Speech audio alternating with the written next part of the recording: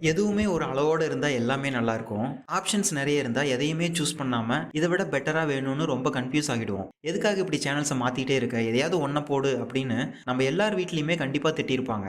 TV channels வந்த புதுசுல ஒரு டைம் லிமிட் இருந்துச்சு. 1997ல இருந்து தான் 24 மணி நேரமும் டெலிகாஸ்ட் பண்ண ஆரம்பிச்சாங்க. 2000க்கு அப்புறமா கேட்டகரி வைஸா சேனல்ஸ் வர ஆரம்பிச்சது. நியூஸ், மூவிஸ், காமெடி, மியூசிக் அப்படின்னு ஒவ்வொன்னுக்கும் தனித்தனி சேனல்ஸ். இதனால நியூஸ் சேனல்ஸ்க்கு தான் ரொம்ப கஷ்டம். 24 மணி நேரமும் ஏதாவது நியூஸ் சொல்லிக்கிட்டே இருக்கணும். அதனால தான் நியூஸ் சேனல்ஸ் நியூஸ் வாசிக்கிறத விட்டுட்டு ஒரு படமா எடுத்து மக்களுக்கு புரியும்படி சொல்றாங்க போல. ஃபார் எக்ஸாம்பிள், பள்ளி மாணவியை ஏமாற்றி பாலியல் வன்கொடுமை அப்படின்னு சொன்னா நம்ம மக்களுக்கு எதுவும் புரியாது.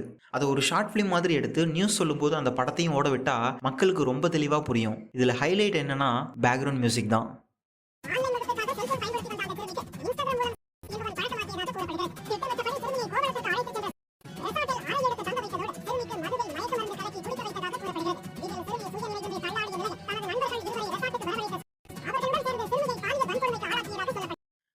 நாம கேட்கக்கூடிய, பார்க்கக்கூடிய விஷயங்களோட இம்பேக்ட், தாக்கம், சைக்காலஜிக்கலா நமக்கே தெரியாம அது நம்மள எப்படி பாதிக்குதுன்றது தான் அடுத்த வீடியோல இன்னும் கொஞ்சம் தெளிவா பார்ப்போம்.